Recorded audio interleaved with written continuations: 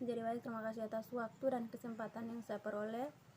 Perkenalkan, nama lengkap saya Priska Nope dengan MPM 33220009. Di sini saya akan menjelaskan materi tentang metode pembelajaran tentang instrumen penilaian daring. Metode pembelajaran penilaian daring ada 4 instrumen penilaian dalam pembelajaran daring. Yang pertama, tugas.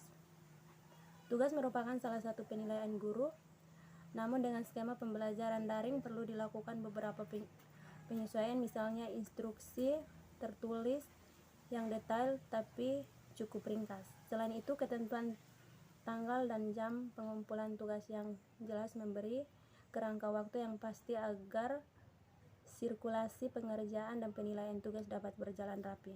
Yang kedua, ujian.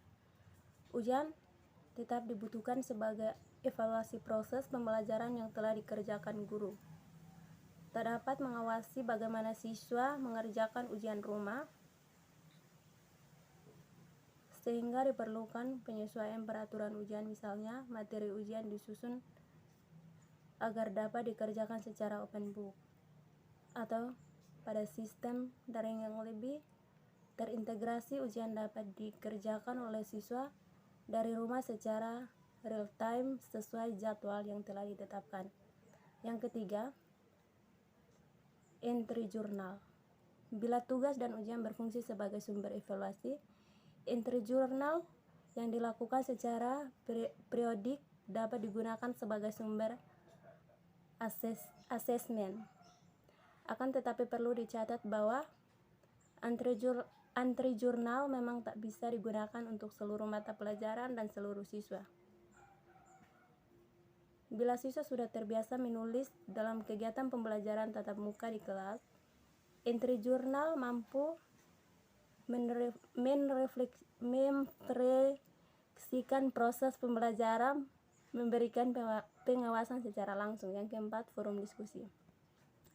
Forum diskusi bisa dilakukan melalui aplikasi chatting atau fitur chat pada website kelas. Diperlukan fleksibilitas yang baik dalam membangun ruang diskusi agar setiap siswa dan guru dapat terlibat dan berpartisipasi aktif. Perubahannya kebiasaan dari kelas tradisional menjadi kelas maya memang bukan hal yang mudah untuk dijalani bagi siswa dan guru. Namun fleksibilitas dalam memilih instrumen yang dapat membantu mempermudah penilaian pembelajaran yang harus dilakukan guru. Yang kelima, contoh soal pembelajaran daring. Jelaskan apa itu pembelajaran daring. Pembelajaran daring adalah kegiatan belajar mengajar yang dilaksanakan ditempuh dengan menggunakan media jaringan online. Yang kedua, apa perbedaan pembelajaran dari daring dan luring?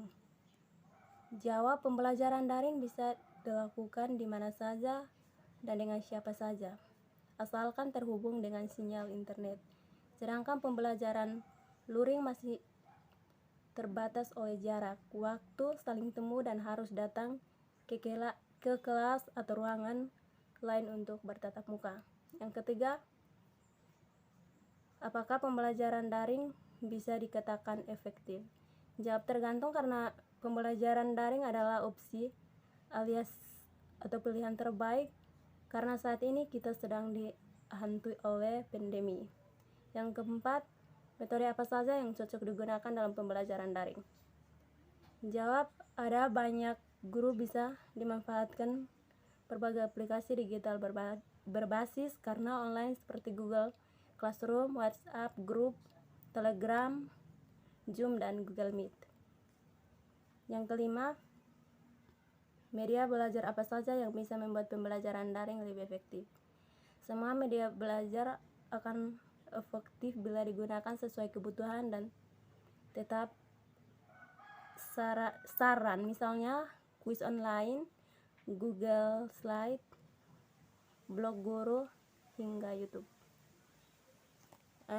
Yang berikut kurikulum. Yang berikut tentang kekurangan dan kelebihan. Kelebihan pembelajaran daring yakni dapat berkomunikasi tanpa bertemu secara langsung. Kekurangannya yaitu memerlukan internet yang stabil. Sekian dan terima kasih.